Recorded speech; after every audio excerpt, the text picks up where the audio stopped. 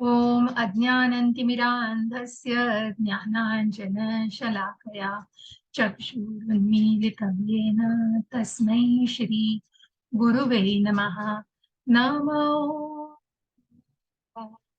विष्णुपदाय कृष्णपृष्ठाय भूतले श्रीमते भक्ति वेदांत स्वामी इति नामिने नमस्ते सारस्वते देवी गौरवाणी प्रचारिणे निर्विशेष शून्यवादी पाश्चात्य देश तारिणे। जय हो श्री कृष्ण चैतन्य प्रभु नित्यानंद श्री अद्वैत गदाधर श्रीवासादि गौर भक्तवृंद। हरे कृष्णा कृष्ण कृष्णा हरे हरे, हरे रामा राम राम हरे हरे, हरे कृष्णा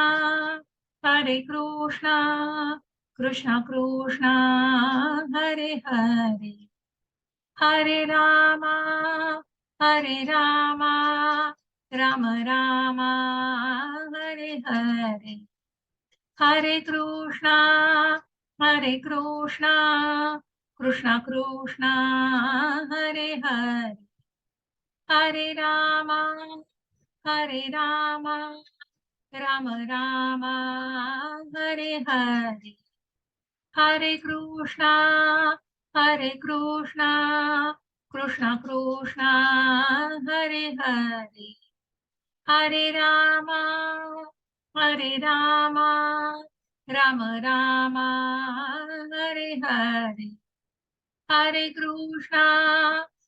कृष्णा कृष्ण कृष्णा हरे हरे, हरे रामा राम हरे हरे। हरे कृष्ण सगळ्यांना, सगळ्यांचं खूप खूप मनापासून स्वागत आहे। आपण 7व्या अध्यायाला सुरुवात करण्यापूर्वी श्री श्री राधा गोविंद यांच्या चरणी वंदन करूया। श्री श्रीला प्रभुपाद यांनाही वंदन करूया, श्री नामनिष्ठ प्रभूजी यांनाही वंदन करूया आणि या इस्कॉनच्या पूर्ण टीमला माझा सादर प्रणाम करून आजच्या या 7व्या अध्यायाला सुरुवात करायची आहे। त्याआधी थोडंसं 6व्या अध्यायाविषयी, ज्या अष्टांग योगाला आपण जाणलं। मग जसं मी म्हटलं की आपण कर्मयोग पूर्ण केलेले, कर्मयोगाचा टप्पा पूर्ण केलेला आहे। जे पहिले 6 अध्याय ज्या कर्मातून भक्ती आपण जी बघितलेली आहे, मग जे निष्काम कर्म, मग कर्माचे प्रकार बघितले, कर्माला जाणण्याचा प्रयत्न केला आहे, कर्माची गुंतागुंत जाणलेली आहे आणि म्हणूनच मग हे सगळं ज्ञान घेऊन कर्म कसं करायचं आहे हे महत्वाचं आहे।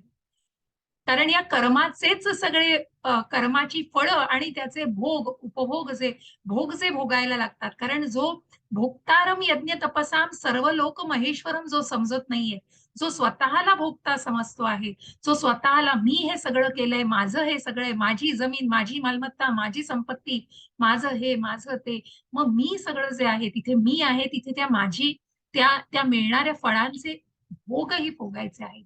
आणि म्हणूनच जिथे ते कर्म, जिथे भगवंताला तत्वतः जाणलं जातं, आजच्याही अध्यायात आपल्याला खूप सुंदरपणे ते जाणायचं आहे। आणि म्हणूनच जो भगवंताला तत्वतः जाणतो, ज्याने जन्म आणि कर्म जाणलेला आहे, तो निश्चितच या बंधनांमध्ये अडकत नाही। कारण त्याचं कर्म अशा प्रकारे असतं की त्या कर्म बंधनाच्या फळात, तो कर्म बंधनामध्ये तो अडकत नाही। कारण त्या कर्माच्या फळांचा उपभोग त्याला नको असतो, ती कर्माची फळं तो भगवंतांना अर्पण करतो। असं निष्काम कर्म आपण आधी बघितलं आणि कालच्या अध्यायामध्ये ज्या अष्टांग योगामध्ये आपण बघितलेलं आहे की या अष्टांग योगाच्या समाधीस्थ अवस्थेमध्ये भगवंतांशी जोडलं जातं। आणि म्हणूनच या परंतु ज्या अर्जुनाने सांगितलेले द्वापार युगामध्ये सुद्धा मी एक वेळ वाऱ्याला पकडू शकेन, पण या मनाला पकडणं खूप कठीण आहे, त्या मनाला ताब्यात ठेवणं हे अत्यंत कठीण आहे। आणि म्हणून भगवंत म्हणाले कठीण आहे परंतु अशक्य नक्कीच नाहीये, ते योग्य अभ्यासानंतर प्रयत्नानंतर निश्चितच शक्य आहे।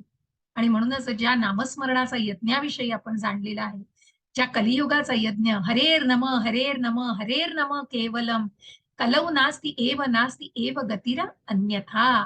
इतर कुठलाही मार्ग नाही, इतर कुठलाही मार्ग नाही. नामस्मरण हा कलियुगाचा एकमेव मार्ग आहे, जो या भौतिक बंधनातून मुक्त करू शकतो, ज्याला आत्मसाक्षात्काराच्या भावनेकडे वळायचंय. फक्त मी शरीर नाही, आत्मा आहे हे ज्ञान घेऊन नाही हो, ते ज्ञानाचं आचरण आणि त्याला आत्मसात करणं हे जास्त आवश्यक आहे. आणि त्यालाच आपण आज जाणणार. एक सेकंद घ्या.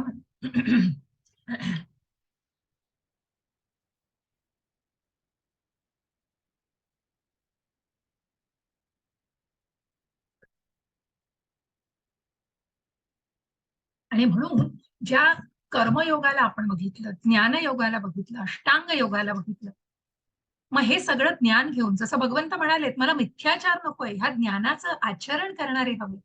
कारण नुसतंच मग त्या भौतिक बंधनापासून ते फलगू वैराग्य नकोय. कारण भौतिक गोष्टींचा त्याग केला की कुठेतरी ते माझ्या आध्यात्मिक प्रवासामध्ये अडथळे बनतायत, म्हणून त्याचा त्याग करायचा आहे. तर म्हणून त्याग नकोय, तिथे भगवंत हवे, तिथे कृष्ण हवंय. कृष्ण मिसिंग असेल तर ती गोष्ट त्या यशस्वी होणारच नाही. मग ते फलगू वैराग्य. पण युक्त वैराग्य कसं आहे का, जिथे तो तो वैष्णव, तो भक्त भगवंतांसाठी ते कार्य करतोय. कारण ज्या काही एनर्जीज आहेत, ज्या काही भगवंतांच्याच शक्ती आहेत, त्या भगवंतांसाठीच वापरले जातात. जसं आपल्या प्रभुपादांनी सांगितलंय की जे काही आहे ते माझं काय आहे हो, हे शरीर, पृथ्वी, आप, वायू, जल आणि अग्नी यांनी बनलेलं जे शरीर आहे, ते शरीर सुद्धा भगवंतांची देण आहे. मग माझं काय आहे ज्याचा मी संन्यास करायचा. आणि म्हणून ज्या काही या मायक्रोफोन्स किंवा हे जे काही व्हॅन्स आणि सगळ्याचा जो उपभोग, सगळ्याचा जे वापर केला जातो, या भगवंतांच्या शक्ती आहेत, त्या भगवंतांच्या शक्तीचा भगवंतांसाठीच वापर केला जातो. मग त्यात मी संन्यास काय घेणार आहे, जिथे स्वतःला भोगताच समजायचं नाही, स्वतःला मालकी हक्कच द्यायचे नाही, तिथे त्या कर्मबंधनातही अडकायचं नाहीये. आणि म्हणूनच असे प्रभुपाद सांगतात की ती गोष्ट कृष्ण भावनेमध्ये आचरणात आणायची आहे. आणि म्हणून अशा या गोष्टीला जाणण्यासाठी मग भगवंत सांगतायत 7व्या अध्यायामध्ये, भगवंत म्हणतायत की ज्या ज्या अष्टांग योगातून आपण जाणलं की मग जसं ज्ञानयोग, कर्मयोग, अष्टांग योग हे टप्प्याटप्प्याने भगवंतांच्या त्या मार्गावरती आणि भगवंतांना जोडले जात आहेत. परंतु जो भक्तीचा मार्ग आपण बघितलेला आहे, आणि हा भक्तीचा मार्ग सर्वात सुलभ आणि सर्वात फास्ट जाणारा मार्ग आहे. अतिशय जलद अशा गतीने आपण भगवंतांशी जोडले जातो. कारण त्या भक्तीमध्ये आणि त्या नामस्मरणामध्ये, भगवंतांची सेवा आणि नामस्मरण या माध्यमातून आपण भगवंतांशी जोडले जातो. मग त्यालाही अत्यंत आपण म्हणतो ना, त्याला खूप शास्त्रोक्त अशी ती भक्ती आणि पूर्णपणे परिपूर्ण. मग ज्या नेक्टर ऑफ डिव्होशनचं मी उदाहरण, नेक्टर ऑफ डिव्होशनचा कधी उल्लेख केलाय, रूप गोस्वामींनी जे भक्ती रसामृत सिंधू लिहिलेला आहे, त्या भक्ती रसामृत सिंधूमध्ये या गोष्टीचा अगदी विश्लेषित स्वरूपात अभ्यास केलेला आहे की भक्ती म्हणावी तशी सोपी नाही हो. भक्ती सगळ्यांना, ज्या मायावादी किंवा मग फक्त निराकारवादी लोकांना वाटते की भगवंतांची भक्ती करणं हे काय सुलभ गोष्ट आहे, सोपी गोष्ट आहे. परंतु त्यामध्ये जे आचरण आणायचंय, आचरणात आणायचंय, त्या गोष्टी अत्यंत महत्वपणे आणि त्या वेदांना, त्या शास्त्रांमध्ये जी माहिती दिलेली आहे त्याप्रमाणे भगवंतांशी जोडलं जाऊन जे काही करायचंय ते भगवंतांना प्रसन्न करण्यासाठी कशा प्रकारे करायचंय, आणि या सगळ्या गोष्टींचं जाण घेणं आवश्यक आहे. मग खूप सुंदर रीतीने त्याचं, मग कशा प्रकारे कर्माचं प्रारब्ध, अप्रारब्ध, आणि जसं मी म्हटलं कुटम बीजम फलम, की मग जे पापकर्म केली जातात त्या सगळ्याची फळं भोगायला लागतात, फक्त ती काही टप्प्याटप्प्याने भोगायला लागतात. अशा या भक्ती मार्गाला जाणलं, ज्यांनी या भक्ती मार्गाला जाणलंय त्या या सगळ्या सायकलमधनं त्यांना बाहेर पडतायत. कारण ही अत्यंत शुद्ध भक्ती आहे, अत्यंत शुद्ध भक्ती. आणि तो शुद्ध भक्तच हे जाणू शकतो. जसं म्हटलं की आपण सगळे नामस्मरणात सुद्धा अपराध भावनेमध्ये आहोत अजून. नामस्मरणाला बसतोय पण मन सगळीकडे धावून येतंय, फिरून येतंय. कारण ती एकाग्रता अजून आणायची. मन, बुद्धी याला सगळ्याला एकाग्र करण्याचा प्रयत्न करायचा. आणि म्हणून ज्या ब्रह्ममुहूर्तावर काल म्हटलं की जिथे भगवंतांचा वास आहे तिथे निश्चितच त्या वेळेला अतिशय सुंदर अशी ती वेळ आहे जिथे त्या नामस्मरणाचं महात्म्य हे थोर आहे. आणि म्हणून मग आजच्या अध्यायामध्ये आपल्याला त्या भक्ती मार्गामध्ये आपण शिरलेलो आहोत. मग जो भक्तीचा मार्ग सुलभ आहे, जिथे 6वा अध्याय संपतोय तिथे 7वा अध्याय सुरू होत आहे. आणि असा हा 7वा अध्याय ज्ञान विज्ञान योग, ज्ञानाचं आचरण, त्याचं ऍप्लिकेशन म्हणजे विज्ञान योग. आणि म्हणून भगवंत आज सगळं ज्ञान देत आहेत. कृष्णाबद्दलचं ज्ञान, कोण आहेत भगवंत, कशा प्रकारे भगवंतांच्या शक्ती काय आहेत, आणि मग या शक्तींना आणि असं सगळं जाणून भगवंतांना जे शरण जात आहेत ते या महासागरातून तरून जाऊ शकतात. परंतु असेही काही लोक आहेत जे भगवंतांना शरण जाऊ शकत नाही. मग 4 प्रकारच्या व्यक्ती आहेत ज्या भगवंतांना पूर्णपणे शरण जातात आणि ज्या भगवंतांना अजिबात शरण जाऊ शकत नाहीत. मग ज्या देवी देवतांच्या पूजा, मग जो आपण म्हणतो ना की ज्या भागवतामध्ये ज्याचा उल्लेख आहे की मग धर्म जो वेगवेगळ्या ज्या भागवत धर्मामध्ये की देवी देवतांची उपासना केली जाते, भगवंतांची भक्ती केली जाते. आणि म्हणूनच त्या उपासनेमध्ये काय फरक आहे आणि कशा प्रकारे आपण आधीच्याही अध्यायांमध्ये जाणलंय. खूप नाजूक विषय आहे, तिथे कुठल्याही प्रकारचा मला असं वाटतं की कुणाच्याही भावना न दुखावता, परंतु ते जाणून घ्यायचे की काय आहे भगवंतांना पूजणं.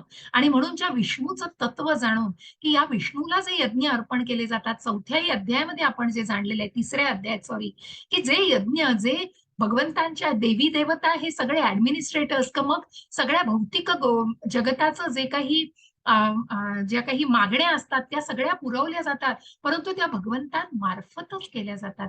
देवी देवता हे भगवंतांचेच अंश आहेत, त्यांच्या अतिशय निकट आहेत. आणि मग त्याही विषयी आपल्याला जाणायचंय. आणि मग या भ्रमातून मग मनुष्याचे जे गुणधर्म सांगितले की मनुष्य चुका करतो, मनुष्य भ्रमात असतो, मनुष्याची इंद्रिय ही कुठेतरी सदोष आहेत, अशा प्रकारे, आणि मनुष्य फसवला जातो, अशी ही मनुष्याची लक्षणं. कारण ही सगळी निर्विवाद लक्षणं आहेत मनुष्याची, फॅक्ट्स आहेत सगळ्या. आणि म्हणूनच त्या भ्रमातून, त्या भ्रमामध्ये जरी मनुष्य असला तरी त्या भ्रमातून तो भक्तीकडे जाऊ शकतो. जो मनुष्य भक्तीकडे वळतोय तो निश्चितच त्या भ्रमाच्या उपळ्यातून, त्या भ्रमाच्या त्या साकड्यातून बाहेर येऊ शकतो. आणि म्हणूनच अशा प्रकारे भक्तीचा मार्ग हा सर्वोच्च मार्ग का दिलेला आहे. अशा या भक्तीच्या मार्गाला आपल्याला सुरुवात करायची आहे. आणि म्हणूनच भगवंत सांगतायत की 7व्या अध्यायामध्ये कशा प्रकारे तुला हे ज्ञान मी आता देणार आहे, ते तू कशा प्रकारे ऐक, तत् शृणु. श्री भगवान वाच, मय्यासक्त मनः पार्थ, योगम युञ्जन्मदाश्रयः, असंशयं संग्रमं समग्रं मां, यथा ज्ञास्यसि तत् शृणु. मी बघते आता संजना माताजी आलेली आहेत, हँड रेस केलाय त्यांनी. येस, सॉरी माताजी, मी आता बघितलं. हरे कृष्ण माताजी. हरे कृष्ण. काय नाही, हरे कृष्ण. हरे कृष्ण. येस माताजी. श्री भगवान म्हणाले, हे पार्थ, माझ्या भावनेने पूर्णपणे युक्त होऊन योगा अभ्यासाद्वारे माझ्यावर मन आसक्त करून तू मला पूर्णपणे निसंदेह कसा जाणू शकशील ते आता ऐक. हरे कृष्ण. हरे कृष्ण. मग ज्या योगाभ्यासाद्वारे, मग या भगवंतांनी जे सांगितलं की मनाला, मन चंचल आहे, मनाला आवर घालणं कठीण आहे पण अशक्य नाही. म्हणूनच त्या भावनेने, म्हणूनच भगवंतांच्या भक्तीच्या भावनेने परिपूर्ण युक्त, की ज्या भक्ती मार्गाचं जे सांगितलंय अशा या भगवंतांशी जोडल्या जाणाऱ्या, मग हा योग म्हणजे काय, फक्त शारीरिक सगळ्या गोष्टींना, मग जो शारीरिक व्यायाम करून मनाला कुठेतरी केंद्रित करून त्या सगळ्या ज्या इंद्रिय विषयांच्या वासना आहेत, कुठेतरी सेन्स ग्रॅटिफिकेशन आपण ज्याला म्हणतो, की ज्या इंद्रिय गोष्टींचा जी आसक्ती आहे, त्या आसक्तीला पूर्ण करण्यासाठी फक्त त्या योगाचा आहे का, तर तिथे योग नाही म्हणता येणार. आणि म्हणून ह्या योगाचा अर्थ की जिथे भगवंतांना पूजलं जातंय, भगवंतांचं नामस्मरण केलं जातंय, जिथे कृष्ण आहे तिथे, की जिथे कृष्णाची जोडलो जातोय तो योग. एखादी बुद्धिमान मनुष्य कुणाला योगी म्हणेल, तर जो भगवंतांशी जोडला जातोय, जो कृष्ण भावनेमध्ये आहे, तो तो योगी आहे. आणि म्हणूनच अशा या योगाभ्यासाद्वारे माझ्यावर मन आसक्त करून, मग ज्या ज्ञानयोगामध्ये आपण काय बघितलं, तर ज्या भगवंतांच्या 3 टप्प्यावरती आपण भगवंतांना जाणू शकतो बघा. ब्रह्म रिअलायझेशन, ब्रह्म म्हणजे भगवंतांपासूनचा जो प्रकाश आहे, चैतन्य आहे, याला काही लोक मानणारे आहेत, त्यांना ब्राह्मण रिअलायझेशन, ब्रह्मन रिअलायझेशन म्हणतात, की जी जाणीव आहे ती भगवंतांची भगवंतांपासून जी चेतना, भगवंतांपासूनची जी शक्ती आहे, त्यांच्यापासूनचा जो प्रकाश निघालेला आहे, ती एक शक्ती आहे, त्याला काही लोक मानतायत. आणि मग त्याच्या पुढे जे चातुर्भुज रूप आहे भगवंतांचं, शंख, चक्र, गदा आणि कमळ असं जे हातामध्ये आहे, हे कसं जाणू शकतं? तर ज्ञानयोग, अष्टांग योग आणि भक्तियोग. मग या ज्ञानयोगाने काय जाणता येतं? तर ब्राह्मण रिअलायझेशन. कशा प्रकारे भगवंतांना ब्रह्म स्वरूपावरती जाणणारे आहेत. मग कारण की भगवंतांविषयीचं ज्ञान घेऊन मग ज्या लोकांना भगवंत म्हणजे ब्रह्म वाटतायत, भगवंत म्हणजे एक शक्ती वाटतेय, तोपर्यंत मग ज्ञानयोगाने फक्त इतका टप्पा गाठता येतो. मग ज्या अष्टांग योगाने भगवंतांच्या समाधीस्थ, भगवंतांशी जोडलं जाण्याचा जो प्रयत्न केला जातो, तो परमात्म्याशी जोडला जाण्याचा. आणि म्हणून सच्चित इथपर्यंत साधलं जातं. सत म्हणजे काय? सत म्हणजे सत्य, सत म्हणजे शाश्वत आहे. आणि असा हा शाश्वतपणा ब्रह्मन रिअलायझेशन मध्ये सत इथपर्यंत आपण जाणू शकतो. चित म्हणजे काय? की जे ज्ञानाने परिपूर्ण आहे, ते चित म्हणजे परमात्मा स्वरूप. आणि सच्चित आनंद ज्या भगवान रूपाला, ज्या भगवंतांच्या मनुष्य रूपावरती जो जो भक्ती करतो, जो प्रेम करतो, भगवंतांच्या प्रेममय भावनेमध्ये असतो, तो भगवंतांशी जोडला जातो. कुठल्या? तर भक्तीच्या मार्गाने जोडला जातो. असा हा भक्तियोग भगवंतांच्या सच्चित आनंद या या पूर्णपणे अशा की जो ज्ञानाने परिपूर्ण आहे आणि जो शाश्वत आहे आणि जो परिपूर्ण आहे, असा आनंदाने परिपूर्ण आहे, सदोदित नियमित सदैव आनंदी आहे, असा हा सच्चित आनंदमय असा जो भगवंतांचा विग्रह आहे, अशा प्रकारे भगवंतांना जाणलं जाऊ शकतं. आणि म्हणूनच ज्या भक्ती मार्गातून या भगवान रूपाशी आपण जोडले जाऊ शकतो. अशा प्रकारे तू मला निश्चितच जाणू शकशील, ते आता ऐक. ऐक म्हणून सांगतायत भगवंत, म्हणतायत श्रवण कर. ज्या नवविध भक्तीच्या सेवांबद्दल मी म्हटलं, श्रवणम, कीर्तनम, विष्णू स्मरणम, अर्चनम, वंदनम, पाद्य सेवनम, साख्यम, दास्यम, आत्मनिवेदनम. या नवविध भक्तींच्या सेवेद्वारे निश्चितच या भक्ती मार्गामध्ये आपण येऊ शकतो.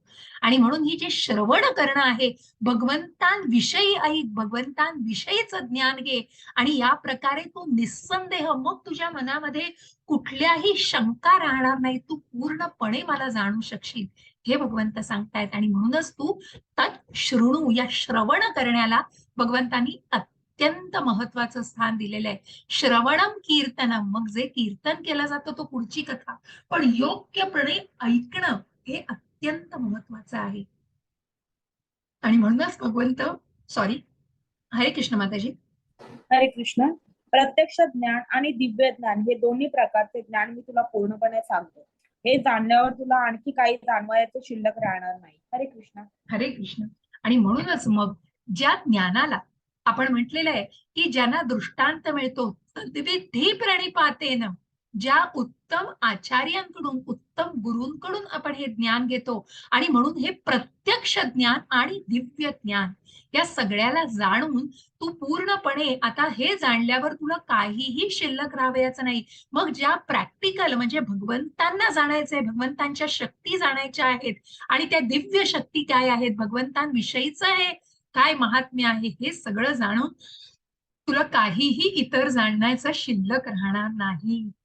अशा या भगवंतांविषयी जाणणं, त्यांच्या दिव्य रूपाविषयी जाणणं, आणि या प्रॅक्टिकल गोष्टींविषयी, प्रात्यक्षिक गोष्टींविषयी जाणणं.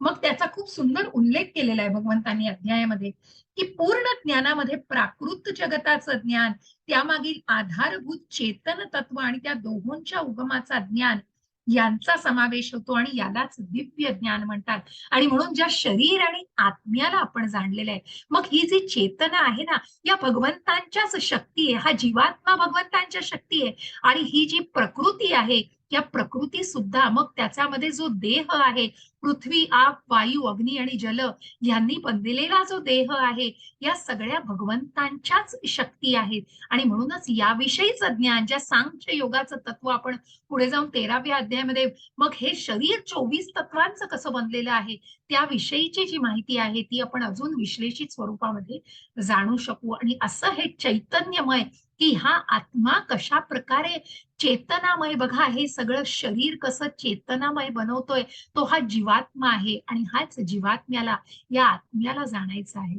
भगवंतांच्या या शक्तीविषयी, की जो भगवंतांचाच अंश आहे आणि कशा प्रकारे या भगवंतांच्या शक्ती आहेत ज्या चैतन्यमय होत आहेत त्याविषयी आपण पुढे जाऊन जाणणार आहोत. आणि अशा प्रकारे भगवंतांना तत्वतः जाणणं, जो भगवंतांना तत्वतः जाणतो आहे तो निश्चितच एखादीच व्यक्ती असते की ज्या भगवंतांच्या सर्व शक्तींना जाणून भगवंतांना जाणतोय, की ज्या भौतिक शक्ती आणि ज्या आध्यात्मिक शक्ती या भगवंतांचीच निर्मिती आहे. आणि अशा प्रकारे भगवंतांना जाणणं हे एखादी दुर्लभ आत्मा, जो दुरात्मा कशा प्रकारे एखादी महात्म्याला शक्य आहे. मग जे उदाहरण आपण दिले, अनेक लोक मॅरेथॉन धावतात पण त्यातला एकच कोणीतरी पहिला येतो, त्याचप्रमाणे तत्वतः जाणणारी व्यक्ती ही एकच असते. मनुष्याणाम सहस्रेषु कश्चित् यत्तति सिद्धये यततामपि सिद्धानाम कश्चिन्मा वेत्ति तत्वतः. हरे कृष्ण माताजी. हरे कृष्ण. सहस्रावधी मनुष्यांपैकी एखादा सिद्धी प्राप्त करण्याचा प्रयत्न करतो आणि सिद्धी प्राप्त करणाऱ्या त्या मनुष्यापैकी एखादाच मला तत्वतः जाणतो. हरे कृष्ण. हरे कृष्ण. एक मिनिट हा.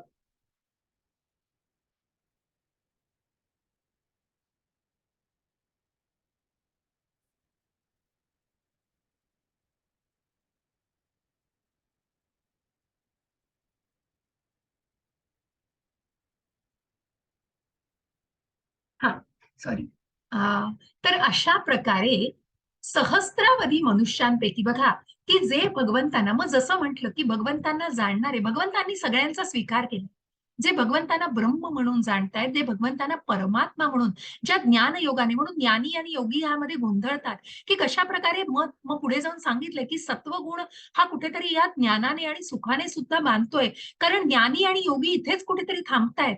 कारण ज्यांना हे ब्राह्मण रिअलायझेशन, ज्यांना ब्रह्मतत्व एवढंच समजतंय की भगवंत ही शक्ती आहेत, मग पुढे जाऊन भगवंत हे परमात्मा आहेत एवढंच जे जाणतायत. परंतु याही पुढे जाऊन मग ज्या प्रकारे मॅरेथॉन धावताना असंख्य लोक असतात, परंतु त्या हजारो लाखोंमधली काही व्यक्तीच पुढे जातात आणि त्यातली एकच व्यक्ती ही मॅरेथॉनची स्पर्धा पूर्ण करते. त्याच प्रकारे सर्वजण या प्रवासात येत आहेत. बघा, आता तुम्ही आज 26 जण इथे उपस्थित आहात, बरेच जवळजवळ 200-300 जण रजिस्टर करतात, परंतु येणाऱ्या किती, की ज्या मनामध्ये निष्ठा आहेत ना, त्याच व्यक्ती कायम शेवटपर्यंत, जो 18व्या अध्यायापर्यंतचा यज्ञ आहे तो यज्ञ पूर्ण करतात. कारण त्या भगवंतांना जाणू पाहतात. त्यांच्या मनातलं जे औत्सुक्य आहे, मनातल्या ज्या काही शंका आहेत, प्रश्न आहेत, त्यांची उत्तरं त्यांना घेण्याची कुठेतरी खूप जिज्ञासा असते, कुठेतरी मनामध्ये आस असते आणि म्हणूनच त्या निष्ठेने, त्या श्रद्धेने त्या मार्गावरती ते पुढे पुढे जात असतात. कुठे थांबत नाहीत. नाहीतर आपण मॅरेथॉन मध्ये बघतो की काही जण पडतात, काही जणांना दम लागतो, काहींना शक्य होत नाही आणि मग अशा प्रकारे ते गळत गळत जातात. तीच गोष्ट आपल्याला रजिस्ट्रेशन मध्ये दिसते, जी तुमच्याच बाबतीतलं हे उदाहरण आहे. आणि मग जी थेट 18व्या यज्ञापर्यंत जातात, ते अगदी थोडी लोक असतात, ती खूप दुर्मिळ अशी लोक असतात. त्याचप्रमाणे भगवंतांना जाणणारे, ज्या ब्रह्मण रिअलायझेशन मध्ये असतात, परमात्मा रिअलायझेशन, पण जे भगवंतांना भगवान रूपात सच्चित आनंद, मग त्या अर्च विग्रहाला पुढे जाऊन आपल्याला 12व्या अध्यायात जाणायचंय. पण भगवंतांना तत्वतः जाणणं, ज्या भगवंतांशी मनुष्य रूपामध्ये जोडलं जाणं. मग या भागवतामध्ये खूप सुंदर उल्लेख केलेला आहे त्याचा, की भगवंतांना कशा प्रकारे म्हटलंय बघा. म्हणून तो श्लोकच मी बघत होती, की श्रीकृष्ण हे पुरुषोत्तम भगवान, सर्व कारणांचे कारण आहेत, आदि पुरुष गोविंद आहेत. ईश्वर परम कृष्ण सच्चिदानंद विग्रह अनादिरादिर गोविंद सर्व कारण कारणम. अभक्तांना भगवान श्रीकृष्णांचं ज्ञान होणं कठीण असतं. अभक्त जरी म्हणत असले की भक्ती मार्ग हा सोपा आहे आणि भक्ती मार्गाचे आचरण मात्र ते करू शकत नाहीत. मनुष्य भक्ती मार्ग सोपा असल्याचा दावा करीत असला, मग ते कठीण मार्गांचा का अभ्यास करतात? वस्तुतः भक्ती मार्ग ज्याचा मी आधीही उल्लेख केला, आणि म्हणूनच या भक्ती मार्गावर येणं इतकं सोपं नाहीये, भगवंतांना जाणणं इतकं सोपं नाहीये. पण जे हा प्रयत्न करतात आणि जो प्रयत्न करतो त्यातले थोड्याच व्यक्ती आणि त्यातला एखादाच भगवंतांना तत्वतः जाणू शकतो. बाकी सगळ्या, मग भगवंतांना जसं आधीच्याही 4थ्या अध्यायात भगवंतांनी सांगितलं की मिथ्याचार नकोय भगवंतांना. भगवंतांना फक्त भौतिक गोष्टींचं सुख देता आहेत, त्याचा त्याग करून मग फक्त त्याला आचरणात आणायचं आहे. तर तसं नाहीये. तिथे कृष्ण भावना महत्वाची आहे आणि म्हणूनच त्या शुद्ध भक्तीमध्ये स्वतःला आणणं हे अतिशय कुठेतरी खूप खूप मोठा टास्क आहे तो आणि खूप त्याला साधना तप याची आवश्यकता आहे आणि म्हणूनच याला तत्वतः जाणणं असं भगवंतांना म्हणतात आणि हे असे जाणणारी लोक ही अत्यंत दुर्मिळ आहेत. मग भगवंतांना जाणायचंय म्हणजे काय तर त्यांच्या शक्ती कशा प्रकारच्या आहेत, भगवंतांच्या कुठल्या शक्ती आहेत आणि भगवंतांच्या या शक्तींपासून काय आहे, कशा प्रकारे विभाजन झालेलं आहे हिचं. भूमिरापो नलो वायु खं मनो बुद्धिरेव च अहंकारमिति यं मे भिन्ना प्रकृतिरष्टधा. हरे कृष्ण माताजी. हरे कृष्ण. पृथ्वी, पाणी, अग्नी, वायू, आकाश, मन, बुद्धी आणि अहंकार या 8 माझ्या भिन्न प्राकृतिक शक्ती आहेत. हरे कृष्ण. हरे कृष्ण. बघा आता खूप खूप नीट जाणून घ्या. कठीण नाही आहे, पण समजून घेतलं तर सोपं जाईल समजायला. थोडंसं क्लिष्ट आहे, बाकी काही नाही. पण अत्यंत मग याच्यानंतर तात्पर्यही वाचा. माझा प्रयत्न असेल तुम्हाला जितक्या सोप्यात सोप्या शब्दामध्ये सांगता येईल तो माझा प्रयत्न असेल. आता बघा, भगवंतांच्या शक्ती जाणायच्या आहेत. मग हे जे आहे पृथ्वी, पाणी, अग्नी, वायू, आकाश यांनी बनलेला हा देह आहे, बरोबर?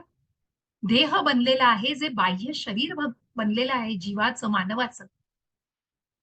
आणि ह्या जीवाचं बाह्य शरीर हा देह 5 तत्वांनी बनलंय आणि त्याचं जड शरीर यांनी बनलंय आणि त्याचं सूक्ष्म शरीर कशाने बनलंय? मन, बुद्धी आणि अहंकार. तो खोटा अहंकार आहे हो. आणि या सगळ्या भिन्न प्राकृतिक शक्ती या भगवंतांच्याच आहेत. या आपल्याला दिसतायत बघा, भगवंतांमध्ये या सगळ्याचा वास कशा प्रकारे आहे. मग आपल्याला खडकं दिसत आहेत, कुठेतरी ढग दिसत आहेत, पाणी दिसत आहे. या सगळ्याचा कुठेतरी भगवंतांशी निगडीत आणि म्हणूनच भगवंतांपासून या सगळ्या शक्ती आहेत आणि म्हणून भगवंतांच्या ज्या शक्तींचा उल्लेख केलेला आहे त्या शक्तींना अपराशक्ती आणि पराशक्ती असा त्याचा उल्लेख केलेला आहे. आणि मग ही जी भौतिक प्रकृती जी आहे भगवंतांच्या भिन्न प्राकृतिक शक्तींपैकी ही भौतिक शक्ती जी आहे या प्राकृतिक शक्तींपैकी ही अपराशक्ती आहे. भौतिक प्रकृतीला अपरा प्रकृती म्हटलेलं आहे. मग पृथ्वी, पाणी, अग्नी, वायू, आकाश, मन, बुद्धी, अहंकार हा जो जड आणि सूक्ष्म देह आहे हा या भौतिक प्रकृतीचाच. कारण मनुष्य हा देह जो आहे ना, हा देह हा या अपराशक्तीचाच भाग आहे, कनिष्ठ शक्तीचा भाग आहे. पण पराशक्तीचा भाग काय आहे? तर हा जीवात्मा. आणि म्हणून भगवंत सांगतायत बघा, हरे कृष्ण. हरे कृष्ण.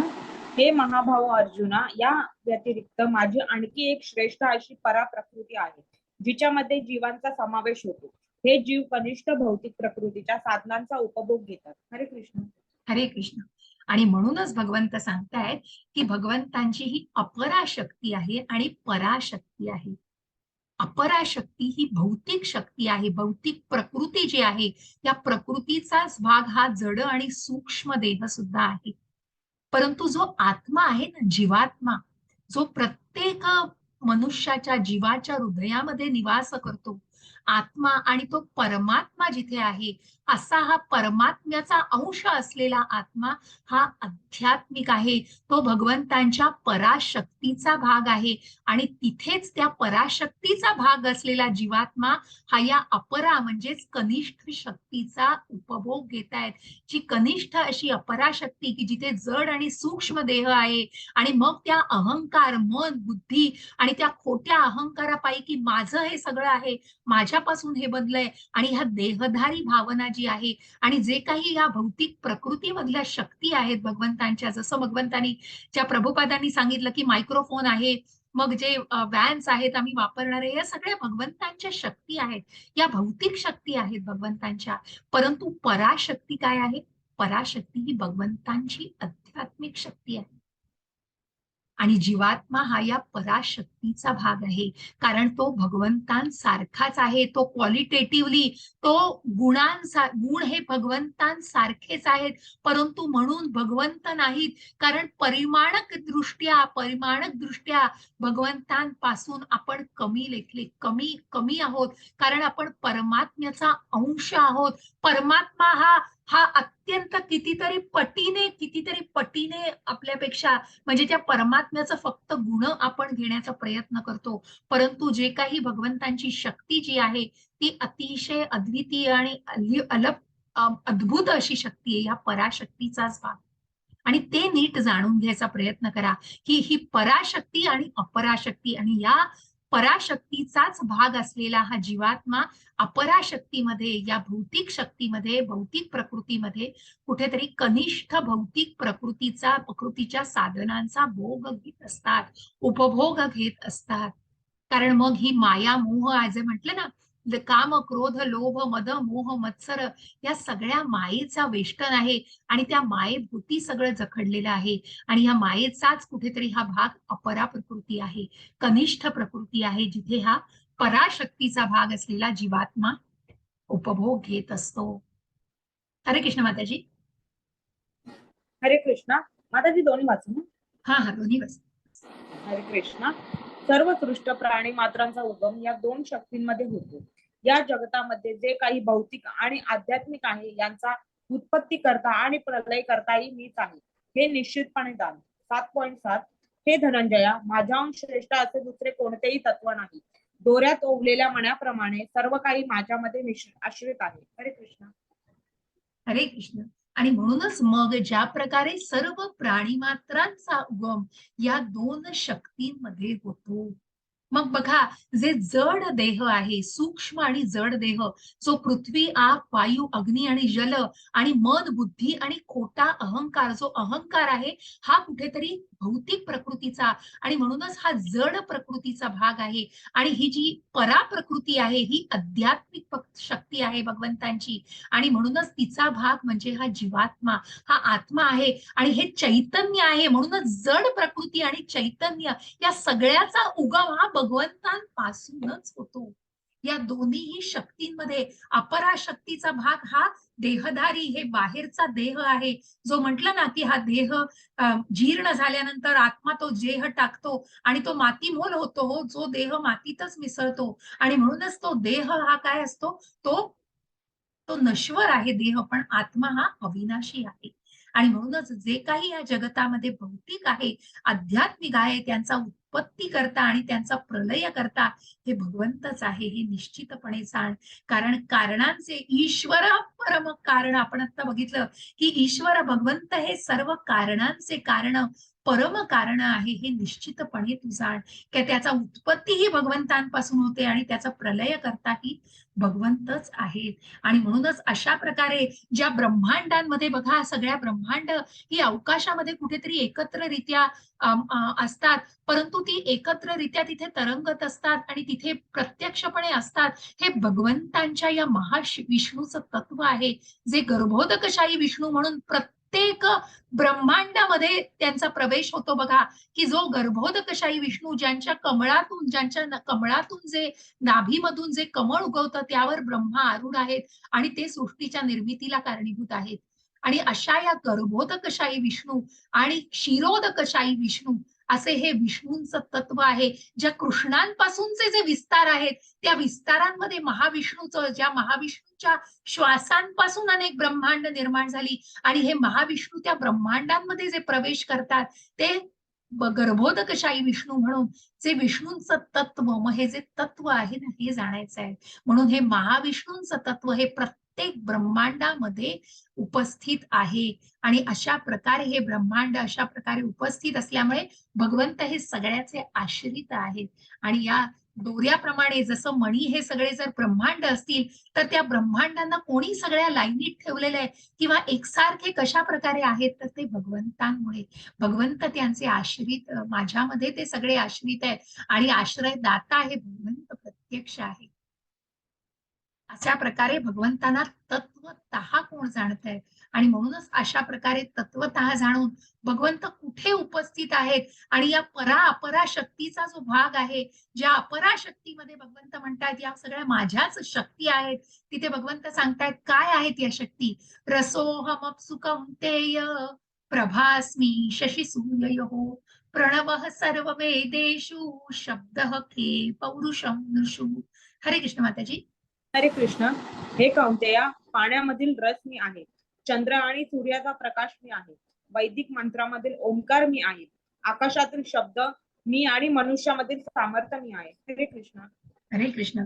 आणि म्हणूनच त्या भगवंतांनी पाण्यामधील रस म्हणून या ज्या ऐश्वर्याविषयी आपण जाणलं की भगवंतांचं हे जे ऐश्वर्य आहे, या ऐश्वर्याला आपल्याला या भौतिक जगतामध्ये जे अपराशक्तीमध्ये भगवंतांच्या आहे आणि त्या शक्ती ह्या भगवंतांपासूनच आहेत, त्या काय आहेत आणि त्यामध्येही भगवंत कसे आपल्याला जाणवू शकतात आणि कसं आपण भगवंतांना बघू शकतो, हे आपण या भौतिक जगतीमधून जाणू शकू की या सर्व शक्ती या भगवंतांपासूनच आहेत. पाण्यामधील रस, त्याचं वर्णन खूप सुंदर केलेलं आहे.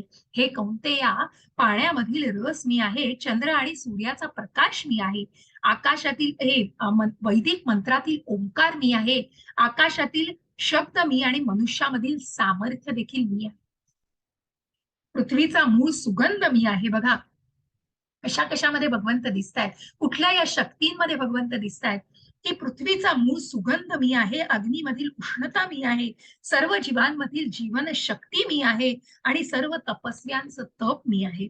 हे पार्था, अस्तित्वातील सर्व वस्तूंचं बीज, बुद्धिमानांची बुद्धी आणि सर्व शक्तिमानांची शक्ती मी असल्याचं जाण. बलवानांचं बल मी आहे, तसेच जे काम आसक्ती रहित असते. हे भरत श्रेष्ठ अर्जुना, धर्मतत्वांविरुद्ध नसणारा धर्मतत्वांविरुद्ध नसणारा कामही मीच आहे.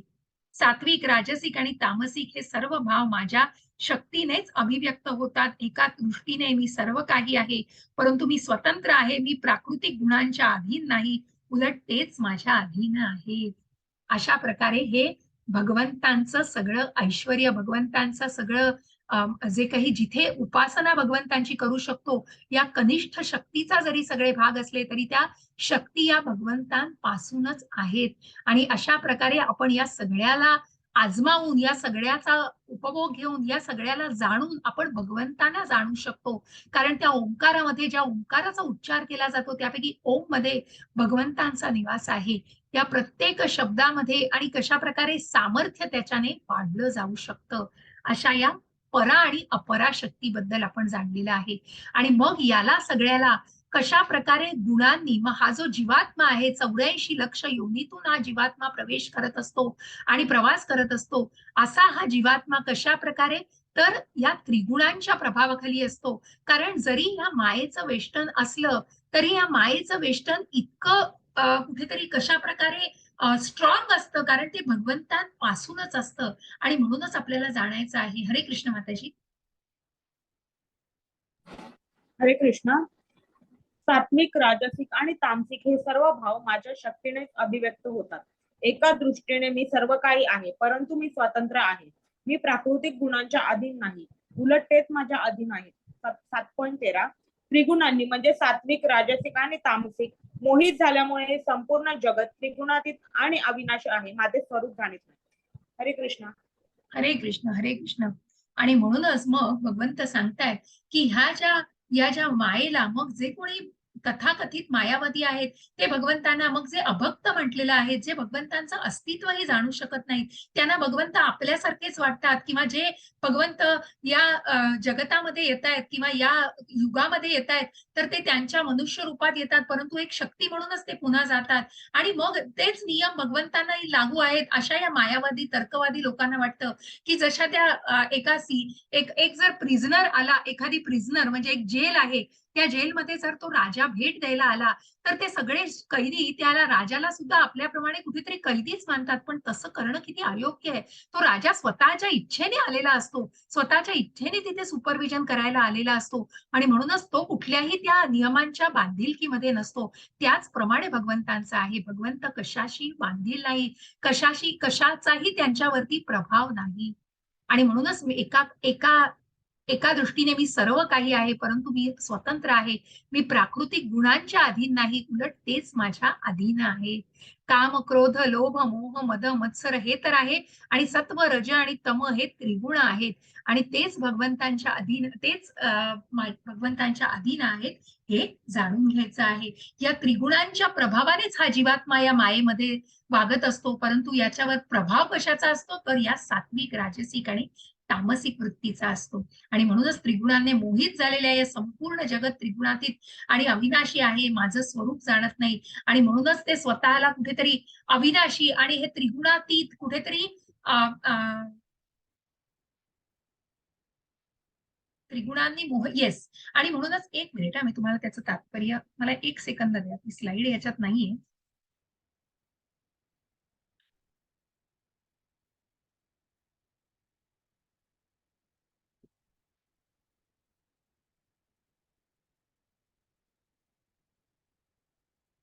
हा.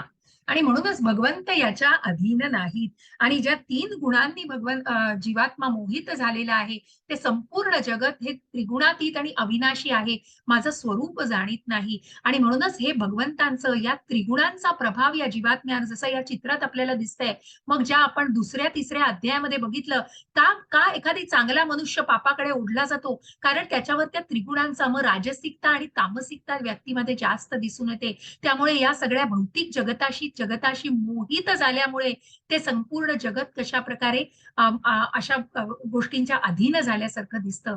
आणि म्हणूनच या त्रिगुणातीत आणि अविनाशी अशा माझ्या स्वरूपाला ते जाणू शकत नाही, कारण भगवंत या त्रिगुणांच्याही पलीकडे आहेत, ज्या 14व्या अध्यायात आपल्याला जाणायचंय.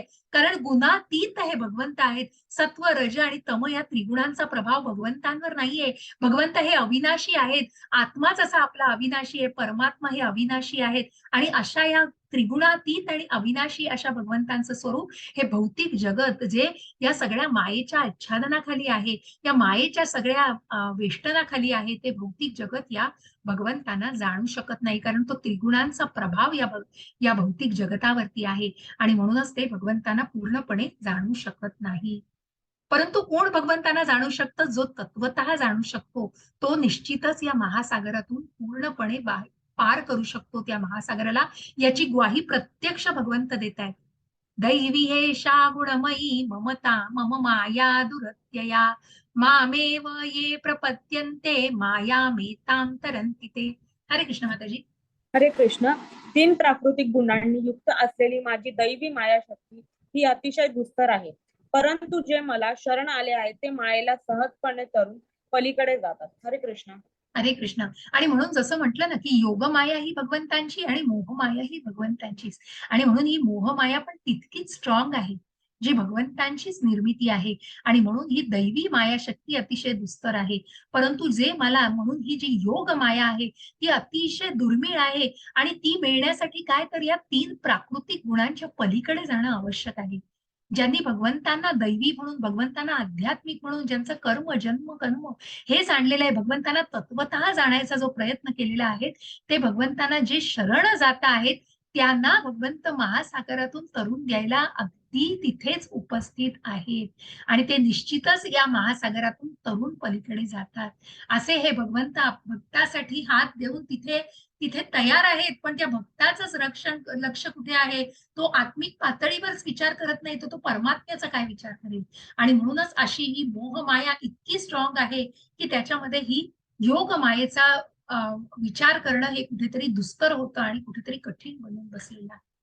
आणि म्हणून मग असे जे लोक आहेत, जे अभक्त आहेत, जे भगवंतांना मानत नाहीत, त्यांना शरण जात नाहीत, अशांना कशा प्रकारे भगवंत सांगतात, नमाम दुष्कृतिनो मूढः प्रपद्यन्ते नराधमः मायया परुत ज्ञाना आसुरं भावमाश्रितः. मग आता भगवंत सांगतायत की कशा प्रकारे जे 4 प्रकारचे लोक आहेत, जे भगवंतांना शरण येतात, आणि ज्या 4 प्रकारच्या व्यक्ती आहेत, या भगवंतांना कधीही शरण येऊ शकत नाही. तर आधी आपण या निगेटिव्ह गोष्टींबद्दल जाणून घेऊ. हरे कृष्ण माताजी. हरे कृष्ण. जे अत्यंत मूर्ख आणि दुष्ट आहेत, नराधम आहेत, ज्यांचे ज्ञान मायेमुळे नष्ट झाले आहे, आणि जे असुरांची नास्तिक प्रवृत्ती धारण करतात, ते मला शरण येत नाही. हरे कृष्ण. हरे कृष्ण. आणि म्हणूनच जे मूर्ख आहेत, दृष्ट आहेत, नराधम आहेत, अशा प्रकारे ज्यांचं ज्ञान मायेमुळे नष्ट झालेलं आहे. कारण का? कारण ते स्वतःला साधू संग, भजन क्रिया, अनर्थ निवृत्ती या मार्गावरती पुढे न नेता कुठेतरी भौतिक जगतामध्येच अडकलेले आहेत. आणि म्हणूनच ते आसुरांची नास्तिक प्रवृत्ती धारण करतात आणि ते मला शरण येत नाहीत. भगवंतांना शरण येण्याऐवजी ते अशा इतर गोष्टींचा अवलंब करतात, पण त्याच्यामुळे त्यांना पुढचा जन्म हा हा मानवाचा तर मिळत नाही, परंतु त्याही जन्मामध्ये मग कशा प्रकारे ते जसं मी म्हंटल की कालच्या अध्यायात भगवंतांनी सांगितलंय की जे पुण्य करता आहेत त्यांची भगवंत निश्चितच काळजी घेत आहेत, पण हे जे मूर्ख नराधम लोक आहेत, दृष्ट लोक आहेत, त्यांचं काहीही होऊ शकत नाहीत, कारण ते आसुरांची नास्तिक प्रवृत्ती धारण करतात आणि ते भगवंतांना शरण येऊ शकत नाही. बघा तो गाढव ओझे वाहतोय. नंतर हे हिरण्यकश्यपू आहेत, जगाई मदाई म्हणून आहेत, की ज्यांची चैतन्य महाप्रभूंमध्ये कथा आहे. चैतन्य महाप्रभूंच्या काळातली कथा आहे. जगाई मदाईला कशा प्रकारे चैतन्य महाप्रभूंनी सोडून दिलेलं आहे. कारण जरी इतकी पापकर्म करत असली तरी ती पापकर्म केल्यानंतर जेव्हा नित्यानंद प्रभू प्रत्यक्ष त्यांना समजावतात आणि भगवंतांचं महात्म्य समजावून जेव्हा ते चॅन्टिंग करायला लागतात, तेव्हा भगवंत सांगतात आणि म्हणूनच ते नित्यानंद प्रभूंनी भगवंतांना चैतन्य महाप्रभू नाही तर ज्या अपशब्द उच्चारणाऱ्या अशा लोकांवरती सुदर्शन चक्र मारून सोडून त्यांना ठार करणार होते, परंतु नित्यानंद प्रभू यांनी मध्यस्थी करून प्रभूंना सांगितलंय चैतन्य महाप्रभूंना की अशा प्रकारे यांना तुम्ही क्षमा करा, कारण तुम्ही पृथ्वी तलावर मनुष्याचा उद्धार करण्यासाठी आलेले आहात, म्हणून तुम्ही यांचं बोलणं मनाला न लावून घेता तुम्ही त्यांचा उद्धार करावा. आणि अशा प्रकारे ते जगाई मदाईला सुद्धा त्यांनी माफी दिलेली आहे. मग आपल्याला हिरण्यकश्यपू दिसतात, अनेक वेगवेगळे तोंड असलेले, हात असलेले आसूर वगैरे दिसतात की ज्यांचा वध कृष्णाने केलेला आहे. आणि म्हणूनच अशा प्रकारे आपण हे जाणू शकतो की कुठल्या 4 प्रकारच्या व्यक्ती भगवंतांना शरण येत नाही. त्याच्यामध्ये नराधम, मूर्ख, अजून आपण काय जाणू, मूर्ख, नराधम, राक्षस आणि आसुरी व्यक्तीचे जी लोक आहेत ती भगवंतांना शरण येऊ शकत नाही.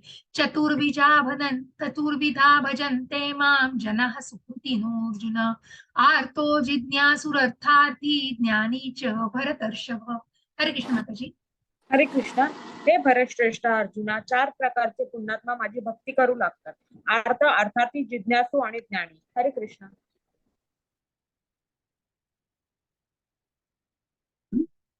हरे कृष्ण. आत्ताच भागवतामध्ये प्राणचैतन्य प्रभूजींनी गेल्या क्लासमध्ये याचा उल्लेख केला की कशा प्रकारे मग ज्या 4 प्रकारच्या व्यक्ती भगवंतांना, जरी त्याचं कारण कुठेतरी भौतिक कारण असलं की ज्याचा अर्थ मग मग कुठल्या 4 प्रकारच्या व्यक्ती भगवंतांना शरण येऊ शकत नाही, जे आपण बघितलं, मूर्ख, नराधम, राक्षस, आसुरी प्रवृत्तीचे लोक हे भगवंतांना कधीही शरण येऊ शकत नाही. ते त्या मार्गाचा अवलंबच करू शकत नाही. ज्यांना ते गोष्ट, जे काय समजतायत, जे भगवंतांना बरोबरीचे समजतायत, त्यांच्याशी एकरूप होऊ पाहतायत, परंतु त्यांचा दृष्टिकोन काय आहे, त्यांचं इंटेन्शन काय आहे, ते चुकीचे विचारही चुकीचे आहेत. जे भगवंतांना मनुष्याप्रमाणेच, मग क्वालिटेटिव्हली गुणानुसार भगवंतांसारखे आहोत आपण, म्हणून आपण दैवी नाही. आपल्यामध्ये सगळ्या दैवी शक्ती नाही आहेत भगवंतांच्या. आणि म्हणूनच भगवंत हे ब्रह्मांड निर्माण करू शकतात. पण आपण भगवंतांचा भाग असलेले, आपण परमात्म्याचाच अंश असलेले, आपण इथे बरेच प्लॅनेट्स आणि बऱ्याच संशोधन करतोय, हे बनवतोय, चंद्रावर जातोय किंवा अनेक गोष्टींचं आपण टेक्नॉलॉजी तयार करतोय. का? कारण आपण भगवंतांचेच अंश आहोत, आपण भगवंतांच्याच शक्ती आहोत, म्हणून हे ज्ञान आपल्याकडे आहे. परंतु आपण भगवंत नाही, आपण ब्रह्मांड निर्माण नाही करू शकत.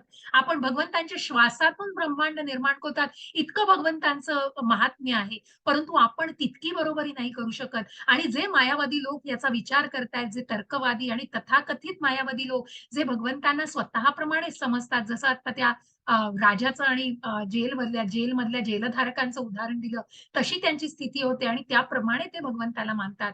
पण अशांचं काहीच होऊ शकत नाही आणि मग ते भगवंतांना कधीही शरण येऊ शकत नाही. मग ज्या सत्वगुणात नाही तर जे रजो आणि तमोगुणांमध्ये असतात. पण कुठल्या 4 प्रकारच्या व्यक्ती भगवंतांना शरण येऊ शकतात? तर चतुर्विधा भजन्ते मां जनः सुकृतिनो अर्जुन आर्तो जिज्ञासुरर्थार्थी ज्ञानी च भरतर्षभ. हरे कृष्ण माताजी.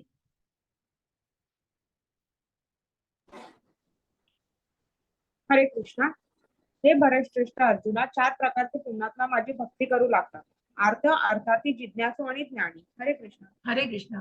आत्ताच बघ माताजीने वाचलं, माझा श्लोक वाचायचा राहिलेला, पुन्हा मी त्या गोष्टीवर गेले, त्याच्यामुळे त्याचा उल्लेख झाला. तर अशा प्रकारे ज्या 4 व्यक्ती भगवंतांची भक्ती करू लागतात, परंतु त्याची सुरुवात कुठेतरी या कारणांनी असते. मग अर्थ काय? तर अर्थ म्हणजे कुठेतरी आर्तता. मनुष्य संकटामध्ये सापडलेला आहे, जीव संकटामध्ये असताना भगवंतांचा धावा करतोय, ती आर्तता. अर्थार्थी म्हणजे कुठेतरी अर्थजनाची, कुठेतरी धनाची अपेक्षा आहे आणि कुठेतरी काही राज्य हवंय किंवा काहीतरी अपेक्षा आहे आणि अर्थार्जन हवं आहे, म्हणून ती व्यक्ती भगवंतांच्या भक्तीमध्ये आहे. जिज्ञासू, जिला कुठेतरी जाणून घ्यायचं आहे, जिज्ञासू वृत्ती आहे आणि कुठेतरी उत्सुकता आहे काही जाणायची. आणि ज्ञानी, जे ज्ञानाने परिपूर्ण असलेली व्यक्ती आहे. हे 4 प्रकारच्या व्यक्ती भगवंतांना निश्चितच शरण येऊ शकतात, ज्याची उदाहरणं आपल्याला दिलेली आहेत. मग ज्या गजेंद्र मोक्षाचं उदाहरण दिलेलं आहे, जे गजेंद्र महाराज मग अतिशय बराच काळ त्या मगरीशी लढा देऊन मगरीच्या पायामध्ये पाय असताना सुद्धा भगवंतांचा धावा करतात आणि त्याही वेळेला ते भगवंतांना पुष्प अर्पण करून भगवंतांचा धावा करतायत आणि भगवंतांच्या भक्तीमध्ये विलीन होऊ पाहतायत. असे हे गजेंद्र महाराज. आणि त्यानंतर आपल्याला द्रौपदी दिसतीये, की ज्या भर सभेमध्ये भगवंतांनी जिचं रक्षण केलेलं आहे, जिथे तिचं वस्त्रहरण केलं जात होतं, तिच्या लज्जा रक्षणाला मग फक्त भगवंतच आपल्याला वाचवू शकतील अशी आर्तता तिच्या आवाजामध्ये, तिच्या तिच्या त्या बोलवण्यामध्ये होती आणि तिने भगवंतांचाच धावा केलेला आहे. आणि अशा प्रकारे भगवंतांनी आपल्या शक्तींनी तिचंही द्रौपदीच्या लज्जेचं रक्षण केलेलं आहे. अशा प्रकारे जे आर्ततेमध्ये आहेत अशा व्यक्ती आपण बघितल्या आहेत. अर्थार्थी कोण आहेत? तर इथे ध्रुव महाराजांचं उदाहरण आपल्याला दिसतंय. जे ध्रुव महाराज ज्यांची जी सावत्र माता होती सुनिधी आणि त्यांच्या मातेचं नाव सुरुची. नाही, सुनिधी आणि सुरुची. ज्यांच्या सुरुचीचा मुलगा उत्तम आणि मग ज्या राजाच्या मांडीवरती बसलेला आहे ध्रुव महाराज आपल्या वडिलांच्या मांडीवर, पण त्या सावत्र मातेने त्या ढकलून दिलेलं आहे त्या ध्रुव महाराजांना तिथे बालक असताना, कारण तुझा अधिकार नाहीये, तर या माझ्या मुलाचा अधिकार आहे आणि तोच इथे बसू शकतो. तेव्हा मग कुठेतरी ध्रुव महाराजांना अशी इच्छा होती, की आपल्यालाही हे राज्य मिळावं, आपल्यालाही या सगळ्यावर अधिकार गाजवता यावा, आपणही आपल्या वडिलांच्या मांडीवर बसावं आणि आपल्याला या सर्वाचा हक्क मिळावा. या कुठेतरी या अपेक्षेने ते आपल्या मातेकडे जातात. पण माता सुनिधी म्हणतात, की "मग तू भगवंतांना हा प्रश्न जाऊन कृष्णांनाच विचार. तू हे कृष्णांनाच त्यांचा दावा कर आणि त्यांना शोध जाऊन आणि त्यांना विचार हा प्रश्न." एवढंसं बालक ते ध्रुव महाराज 5 वर्षाचं बालक, 5 का 7 वर्षाचे बालक असताना ध्रुव महाराज जंगलामध्ये जातात आणि ते भगवंतांना शोधू लागतात. परंतु एवढूसा बालकाला भगवंत तिथे कसे मिळणार आहेत? आणि मग तिथे नारद मुनी दर्शन देतात ध्रुव महाराजांना आणि मग ते ध्रुव महाराजांना सांगतात, की "अरे, तू खूप बालक आहेस, लहान आहेस. तुला हे नाही जमणार. तुला हे तप आणि तुला ही साधना नाही जमणार. तर तू आत्ता जा. तुला हे शक्य नाहीये." परंतु ध्रुव महाराज कुठेतरी इरेला पेटलेले असतात, की नाही, मला पाशी भगवंतांनाच विचारायचं आहे ते.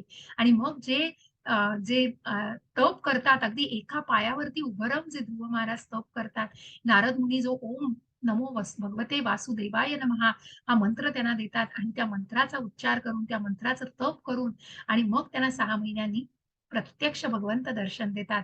परंतु भगवंतांनी दर्शन दिल्यावरती कुठल्याही भौतिक गोष्टींची अपेक्षा राहत नाही. त्या भौतिक सुखांची कुठली इच्छाही उरत नाही आणि आता मला काहीही नकोय, फक्त तुमच्या सेवेमध्ये मला यायचंय, असे ते ध्रुव महाराज म्हणतात. आणि ज्यांना ध्रुव लोकामध्ये स्थान दिलेलं आहे भगवंतांनी. अशा प्रकारे भगवंत भक्ताचं रक्षण करतात, जे आपण प्रल्हाद महाराजांच्या ह्याच्यात बघितलं. तशा या अर्थार्थी या ह्याच्यात सुद्धा जे भगवंतांची भक्ती करतायत, ते भगवंत निश्चितच त्यांच्यासाठी धावून जातायत. मग सुग्रीव महाराजांचंही तेच त्रेतायुगामध्ये प्रभू रामचंद्र ज्यांची मदत करतात. त्यानंतर जिज्ञासू आणि ज्ञानी. मग जिज्ञासू कोण? जे शुकदेव मुनी. ज्या शुकदेव महाराजांना कुठेतरी जे जे आपल्या मातेच्या पोटामध्ये 16 वर्ष होती. 16 वर्ष, कारण कुठेतरी जेव्हा शुकदेव गोस्वामी ज्यांनी परीक्षित महाराजांना, जिथे आपल्याला दिसतंय 16व्या वर्षी ज्यांनी परीक्षित महाराजांना भागवताचं कथन केलेलं आहे, असे हे शुकदेव गोस्वामी व्यास मुनींचे पुत्र, जे आपल्या मातेच्या गर्भामध्ये 16 वर्ष राहतात. का भीतीने? की मला या भौतिक जगतामध्ये यायचं नाहीये, कारण या भौतिक जगतामध्ये मी कुठेतरी मायेच्या अधीन होईन आणि म्हणूनच त्यांना या जगतामध्ये यायचं नाहीये. पण त्या मातेचे हाल हाल बघवत नाहीत भगवंतांना आणि प्रत्यक्ष भगवंत खात्री देतात शुकदेव गोस्वामींना, की तुम्ही बाहेर या आणि निश्चितच ती काळजी घेतली जाईल. आणि मग ते शुकदेव गोस्वामी पळत सुटतात, की मग त्यांना या भौतिक मायेच्या बंधनामध्ये कुठेही अडकायचं नसतं. असे हे ज्ञानी कुठेतरी शुकदेव गोस्वामी, ज्ञानी त्यांचा उल्लेख केलेला आहे. परीक्षित महाराज त्यांनाही ज्ञानी म्हटलेलं आहे, की ज्ञानाने मग त्यांना काय ज्ञान? तर ज्या परीक्षित महाराजांना शाप मिळालेला होता, की 7 दिवसामध्ये सुद्धा मृत्यू ओढवणार आहे. एका ब्राह्मणाच्या गळ्यामध्ये सर्प टाकल्यामुळे त्या ब्राह्मणाचा पुत्र त्यांना असा शाप देतो की 7 दिवसामध्ये तुम्ही पुढच्या फक्त 7 दिवस जगू शकता आणि त्यानंतर तुमचा मृत्यू अटळ आहे. अशा 7 दिवसामध्ये मग फक्त त्या भौतिक जगताचा उपभोग घ्यायचा इतकं नाही तर ते ज्ञान आजमावायचं आहे. आणि अशी ही प्रवृत्ती, अशी ही परीक्षित महाराजांची वृत्ती, जी त्यांना शुकदेव गोस्वामींकडून भागवत ऐकायचं त्यांचं सौभाग्य असतं. आणि जे जिज्ञासू आपल्याला नैमिषारण्यामध्ये दिसतायत, जे सूत गोस्वामींना प्रश्न विचारतात आणि मग ज्यांनी कलियुगासाठी यज्ञ केलेला असतो, ते प्रश्न विचारतात, ज्यांना मनामध्ये जिज्ञासा असते, की कृष्ण कोण आहेत? कशाप्रकारे त्यांनी अवतार घेतला? मग त्यांनी देवकी आणि वसुदेवाच्या पोटी अवतार कशाप्रकारे घेतला? आणि या सगळ्याचे अनेक 6 प्रश्नांची उत्तरं या भागवतामध्ये दिलेली आहेत. असा ही जिज्ञासा, मनामधलं औत्सुक्य, अशा प्रकारचे हे सर्व लोक भगवंतांना शरण येतात. मग कारण भलेही कारण या सुरुवात ही या कारणांमुळे असू दे, परंतु निश्चित ते भगवंतांच्या भक्तीमध्ये स्वतःला विलीन करतात. आणि या सगळ्यांमध्ये जो ज्ञानी मनुष्य आहे, जो संपूर्ण ज्ञानात आहे, बघा, हरे कृष्ण माताजी. हरे कृष्णा. यापैकी जो पूर्ण ज्ञानात आहे आणि जो सदैव शुद्ध भक्ती सेवेत मग्न असतो तोच श्रेष्ठ, कारण मी त्याला खूप प्रिय आहे आणि तो मला प्रिय आहे. हरे कृष्णा. हरे कृष्ण. आणि म्हणून त्या ज्ञान विज्ञान योगाला आपण म्हटलं की ज्या ज्ञानाने, की ज्याने हे ज्ञान परिपूर्ण प्रकारे घेतलेलं आहे, ज्याने तत्वतः भगवंतांना जाणलेलं आहे, तो भगवंतांच्या शुद्ध भक्तीमध्ये निश्चितच असतो. आणि तो भगवंतांच्या भक्ती सेवेमध्ये निश्चितच असतो. आणि जो भगवंतांच्या भक्तीमध्ये श्रेष्ठ मग्न असतो, तो भगवंतांना श्रेष्ठ म्हणतात भगवंत त्याला. आणि सॉरी,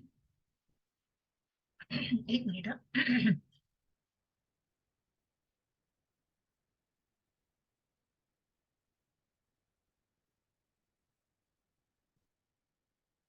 आता भक्त भगवंतांना प्रिय आहे आणि भक्तासाठी सुद्धा भगवंत हे तितकेच प्रिय आहे.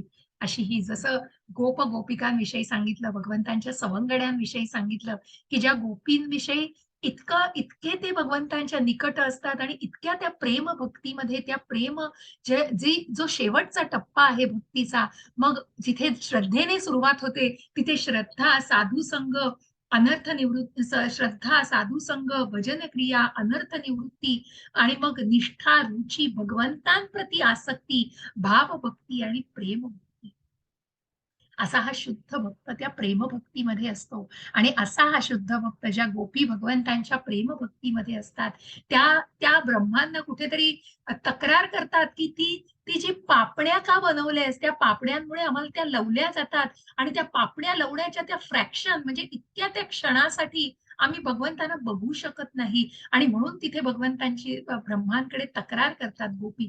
इतक्या त्या गोपी भगवंतांशी निकट आहेत आणि भगवंतांच्या त्या माधुर्य रसात, ज्या प्रकारे आपण राधाराणीचं तत्व म्हटलं की तो माधुर्य रस, आणि त्यापैकी जी गोपी आहे ती भगवंतांच्या अतिशय समीप निकट आहे. ज्या राधेचं तत्व समजून घेण्यासाठी प्रत्यक्ष चैतन्य महाप्रभूंचा जन्म ज्या भगवंतांनी घेतलेला आहे. आणि म्हणून हा सुंदर श्लोक आहे. बहुनाम जन्मनामन्ते ज्ञानवान मान प्रपद्यते, वासुदेव सर्वमिती समहात्मा सुदुर्लभ. हरे कृष्ण माताजी. हरे कृष्णा. अनेकानेक जन्म आणि मृत्यूनंतर ज्याला वास्तविक ज्ञान होते, तो मी या अस्तित्वातील सर्व गोष्टींच्या कारणांचे परम कारण असल्याचे जाणून मला शरण येतो. असा महात्मा अत्यंत दुर्लभ असतो. हरे कृष्ण.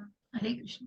आणि मग जसं मी म्हटलं म्हणून की एका जन्मानंतर नाही हो, त्याच्यासाठी अनेक जन्म आपण या भौतिक जगतामध्ये जन्मात आलेलो, या मृत्यू लोकात जन्माला आलेलो आहोत. आणि म्हणून अनेक अनेक या कर्मफळांचे भोग भोगून आणि जिथे आपण भगवंतांना जाणण्याचा प्रयत्न कुठेतरी आपण सुरुवात केल्यानंतर अनेक जन्म आणि अनेक जन्म मृत्यूंच्या या, जसं मी म्हटलं की मग ज्या मृत्यू लोकामध्येच जरी पुन्हा जन्म मिळाला तरी आपल्याला भगवंतांचं नामस्मरण करण्याचा ती संधी मिळते. आणि म्हणूनच ते वास्तविक ज्ञान जेव्हा आपल्याला मिळतं भगवंतांचं, तेव्हा की भगवंत हे सर्व कारणांचे कारण आहेत. प्रत्येक अस्तित्वातील प्रत्येक गोष्टीचं कारण हे भगवंत आहेत. ज्या काही भौतिक गोष्टी आहेत, ती जी एनर्जी आहे, ज्या शक्ती आहेत, जसं मी म्हटलं की मग टेबल, खुर्ची या सगळ्या गोष्टी आहेत, पण जोपर्यंत टेबल, खुर्ची हे सगळं निर्जीव आहे हो, जोपर्यंत त्याला हलवणारा, त्यांना त्यांना वापरणारा तो आपण आपण त्याला वापरत नाही. जी भौतिक आपण ज्या देहरूपी भौतिक शक्तीने त्याला वापरतो आणि आपल्यातली जी चेतना असते, जे चैतन्यमय अशी गोष्ट असते, ती त्या भौतिक शक्तीचा वापर करते आणि म्हणूनच या सगळ्याची उत्पत्ती ही भगवंतांपासून आहे. कारण जोपर्यंत जसं या शरीरामध्ये आत्मा नाहीये, तोपर्यंत जोपर्यंत आत्मा आहे, तोपर्यंत हे चैतन्यमय शरीर आहे हो. ज्या क्षणी आत्मा निघून जातो, तेव्हा ते फक्त एक एक काय म्हणतो ना आपण त्याला, की नश्वर शरीर असतं आणि ते शरीर बॉडी म्हणून त्याचा उल्लेख केला जातो. कारण ते फक्त शरीरच असतं मग. मग त्यातलं चैतन्य निघून गेलेलं असतं आणि हे जे जाणतायत, की हे सगळ्याचं कारण आणि या सगळ्याची निर्मिती ही भगवंतांपासून आहे. हा जीवात्मा हा भगवंतांचाच अंश आहे आणि या जीवात्म्याची निर्मिती ही भगवंतांपासूनच आहे. या सगळ्या कारणांचे परम कारण हे भगवंत आहेत. हे जी व्यक्ती जाणतीये ती अत्यंत दुर्लभ असते. असे महात्मा हे अत्यंत दुर्लभ असतात. हरे कृष्ण माताजी. हरे कृष्णा. ज्यांचे ज्ञान भौतिक कामनांनी हिरावलेले आहे ते अन्य देवदेवतांना शरण जातात आणि आपल्या स्वभावानुसार आराधनेच्या विशिष्ट विधिविधानांचे पालन करतात. 7.21 मी परमात्मा रूपाने प्रत्येकाच्या हृदयात स्थित आहे. जेव्हा मनुष्य विशिष्ट देवतेची उपासना करण्याची इच्छा करतो तेव्हा त्या विशिष्ट देवतेवर मी त्याची श्रद्धा दृढपणे स्थिर करतो, जेणेकरून तो त्या देवतेची उपासना करण्यात मला समर्पित करू शकतो. हरे कृष्ण. हरे कृष्ण. बघा, मी जसं म्हटलं भगवंतांनी सगळ्यांचा स्वीकार केलेला आहे आणि भगवंतांनी या भौतिक, आध्यात्मिक सगळ्याची निर्मिती केलेली आहे. सगळ्या प्रकृतीची निर्मिती ही भगवंतांपासूनच आहे आणि म्हणूनच ज्यांचं ज्ञान भौतिक कामनांनी जो सकाम कर्मामध्ये अडकलेला आहे बघा, जे मनुष्य सकाम कर्मात याच्या आधीच्याही अध्यायात जेव्हा आपण कर्म जाणलं, ज्यांना फळांची अपेक्षा आहे, की मी हा यज्ञ करतोय म्हणजे मला त्यापासूनचा लाभ हवाय. मग तिथे विष्णूसाठी भावना नसते. तो यज्ञ विष्णूंना अर्पण केला जात नाही. तर तो स्वतःच्या इंद्रिय तृप्तीसाठी, स्वतःच्या स्वार्थासाठी केलेली ती गोष्ट असते.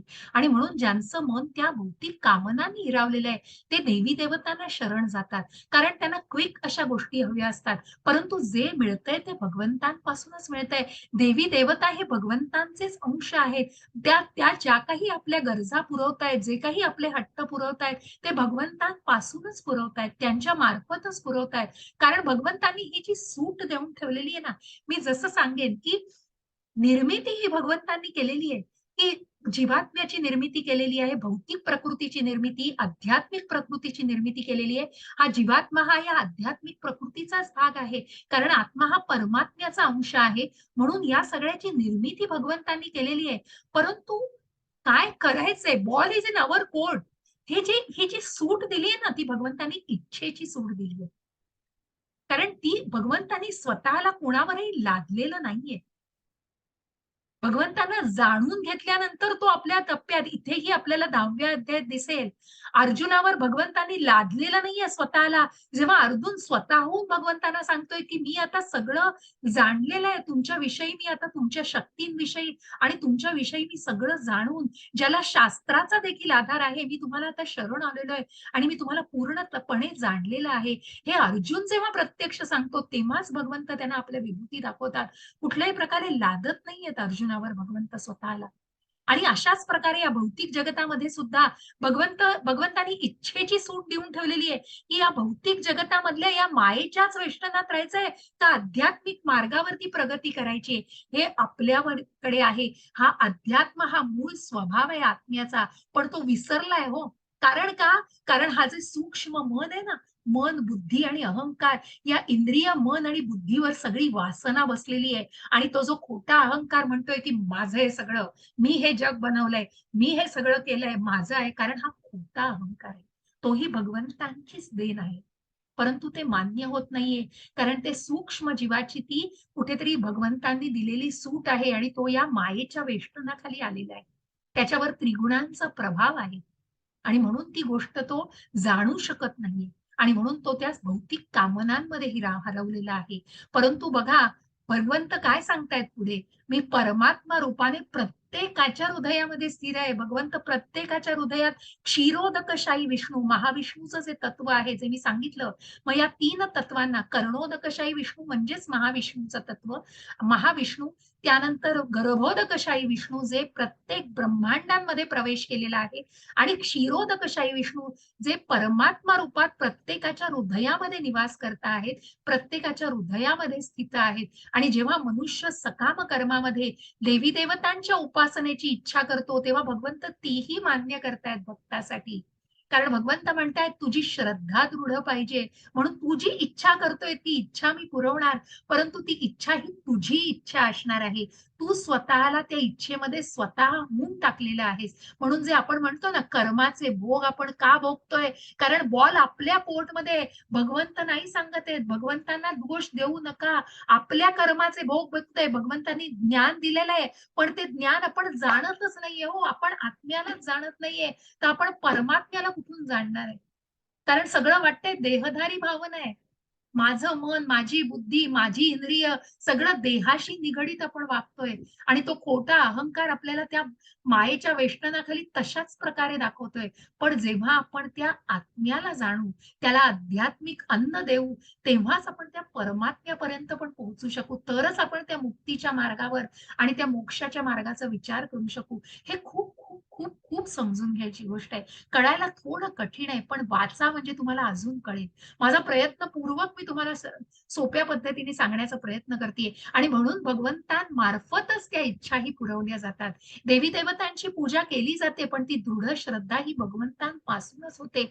कारण हे महाविष्णू हे कृष्णांपासूनचे जे अवतार आलेले आहेत, कृष्णांपासूनचे जे काही ज्या त्यांच्या आंतरिक शक्ती, जसं मी म्हटलं, त्याचप्रमाणे त्यांचे जे विस्तार आहेत, त्या विस्तारांपैकी एक महाविष्णू आहेत. आणि त्या महाविष्णूंचे हे जे क्षीरोदकशाही विष्णू आणि गर्भोदकशाही विष्णू, 3 प्रकारची ही तत्व आहेत, आणि ती तत्व त्याच्या आपल्यामध्ये परमात्मा रूपामध्ये आहेत. अशा या सगळ्याला जाणणं आवश्यक आहे. मग त्या ज्ञानाने हे जाणून घेऊ शकतो आपण, आणि तरच आपण त्या आध्यात्मिक मार्गावरती उन्नती करू शकतो. हरे कृष्ण माताजी. हरे कृष्णा. अशा श्रद्धेने युक्त होऊन तो विशिष्ट देवतेची कृपा संपादन करण्याचा प्रयत्न करतो आणि आपले इच्छित भोग प्राप्त करतो. परंतु वास्तुतः हे लाभ केवळ मीच प्रदान करतो.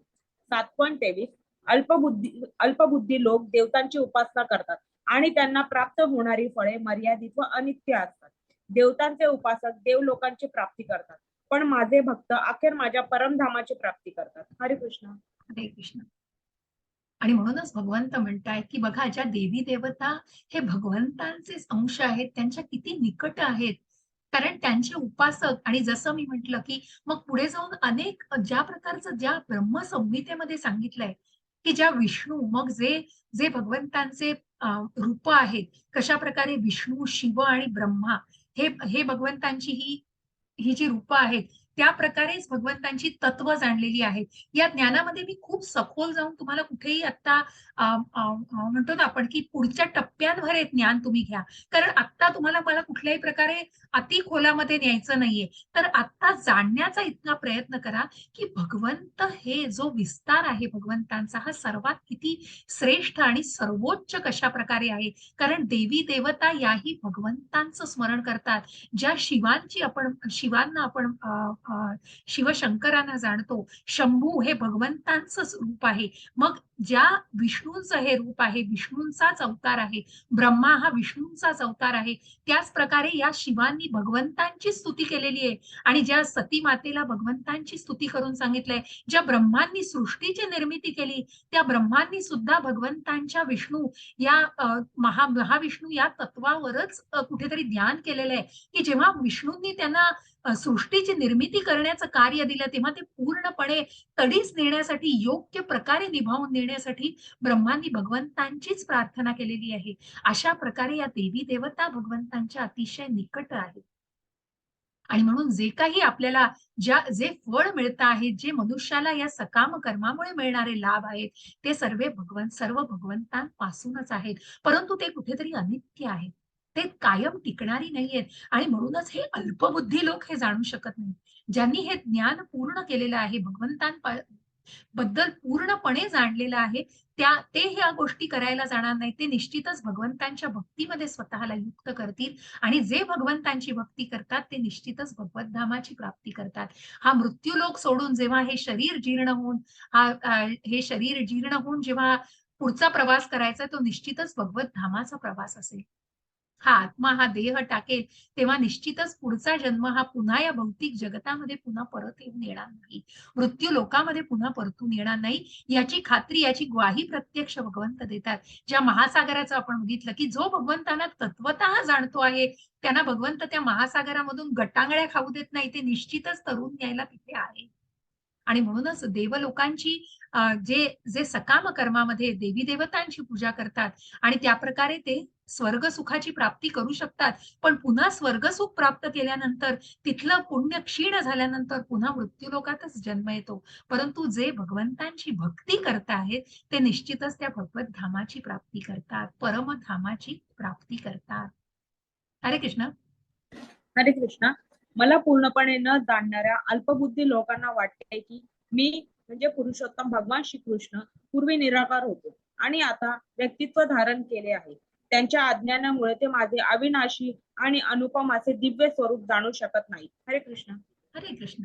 अल्पज्ञानी बघा, जिथे ज्ञानाने जिथे अज्ञानच आहे हो, ज्ञानाचा अभाव आहे, ते भगवंतांना परम कारण म्हणून, पुरुषोत्तम म्हणून जाणू शकत नाहीत. कारण त्यांना वाटतं, की भगवंत फक्त भौतिक जगतामध्ये किंवा ज्या पृथ्वी तलावर येताना ज्या मनुष्य रूपामध्ये आले तेवढ्यापुरतं येऊन पुन्हा त्यांनी तेवढं व्यक्तित्व धारण केलं आणि पुन्हा ते पूर्वी निराकार होते त्याप्रमाणेच निराकार झाले. परंतु हे किती किती अल्पबुद्धी आहे. कारण हे कुठेतरी अल्पज्ञानाने आहे. त्यांचं ज्ञान परिपूर्ण नाही आणि म्हणूनच त्यांच्या अज्ञानामुळे भगवंतांचं अविनाशी आणि असं पुरुषोत्तम रूप ते जाणू शकत नाहीत आणि अशांसाठी भगवंत अप्रकटच राहतात. मग ते भगवंत त्यांच्यासाठी प्रकट होत नाहीत. मग ते भगवान रूपाशी निगडीतही होऊ शकत नाहीत. कारण जसं आपण म्हणतो ना, की ज्या पेंटरला एखादी पेंटरनी एक्झिबिशन भरवलं, तर त्या एक्झिबिशनमध्ये अशी चित्र तो लावतो आणि अशा चित्रांबद्दल तो काही जणांना सांगतो आणि काही जणांसाठीच ती खुली ठेवतो. ज्यांना त्याबद्दलचं ज्ञान आहे. बाकी जे अज्ञानी आहेत ते त्याविषयी जाणूच शकत नाही. कारण तो अँगल नाहीये त्यांना.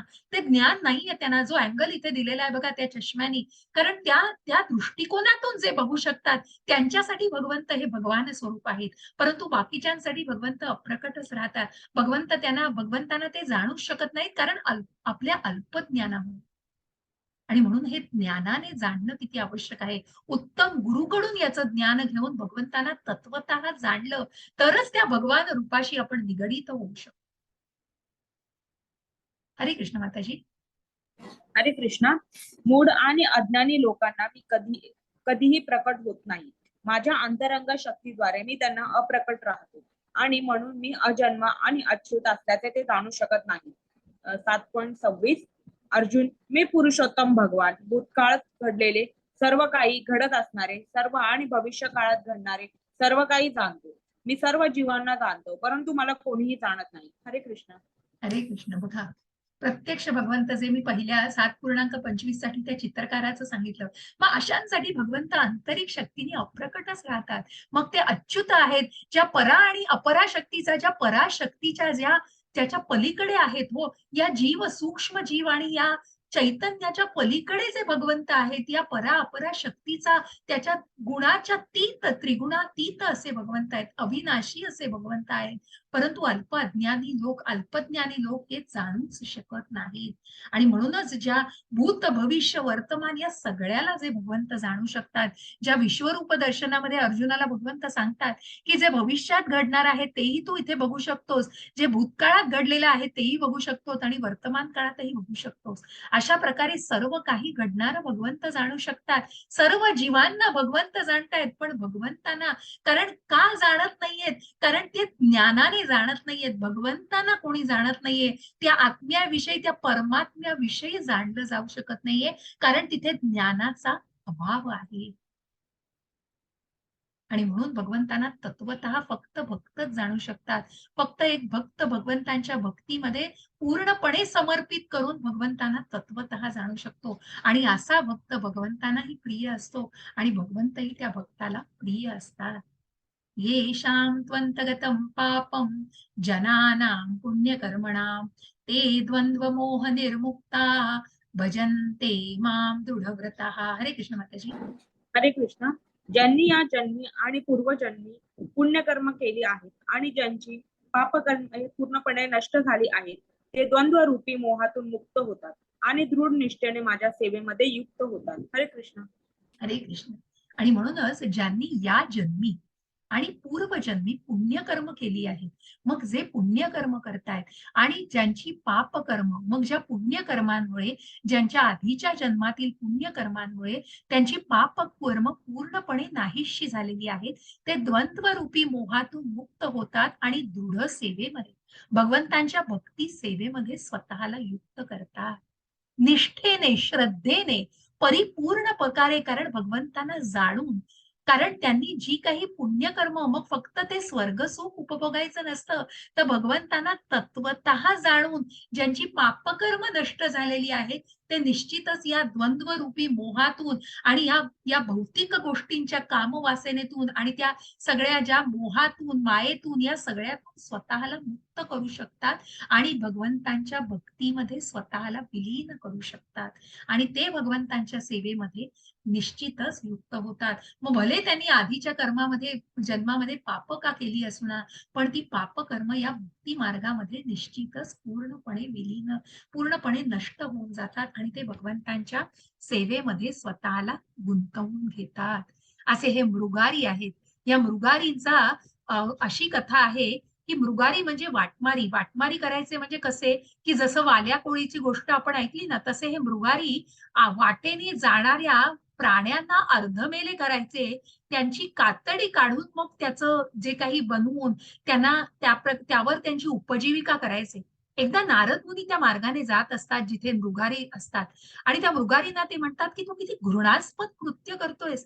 किती हे चुकीचं आणि किती हे भयानक असं कृत्य करतो आहेस. हे हे हे माणुसकीला कलंक असं कृत्य आहे. तर तू हे का करतोयस?" तर तेव्हा मृगारी सांगतात, की "माझे वडीलही हेच करायचे आणि उपजीविकेसाठी मी हेच करतो." हे उत्तर ऐकल्या नारद मुनींना कळतं, की ह्या माणसाचं ज्ञान नाहीये, की जेणेकरून त्याला कळतंय, की तो काय करतोय.